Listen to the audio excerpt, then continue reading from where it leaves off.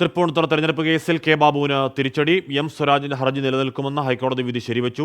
സാക്ഷ്യവിസ്താരം ഏതാണ്ട് പൂർത്തിയായ സാഹചര്യത്തിൽ വിചാരണ നടപടികൾ നിർത്തിവെക്കേണ്ടതില്ല എന്ന് സുപ്രീം കോടതി വ്യക്തമാക്കി. എം സ്വരാജ് ഹൈക്കോടതിയിൽ സമർപ്പിച്ച ഹർജി നിലനിൽക്കുമോ എന്ന വിഷയമാണ് സുപ്രീം കോടതി പരിഗണിച്ചത്.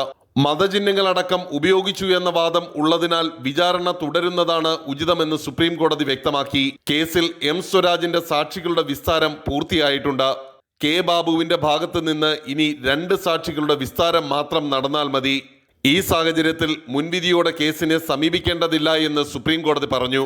തെരഞ്ഞെടുപ്പ് കേസിലെ സ്റ്റേ നീക്കിയ കോടതി വിചാരണ നടപടികൾ പുനരാരംഭിക്കാൻ നിർദ്ദേശിച്ചു.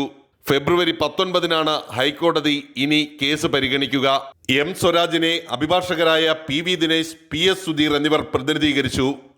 R രാധാകൃഷ്ണൻ, 24, ഡൽഹി.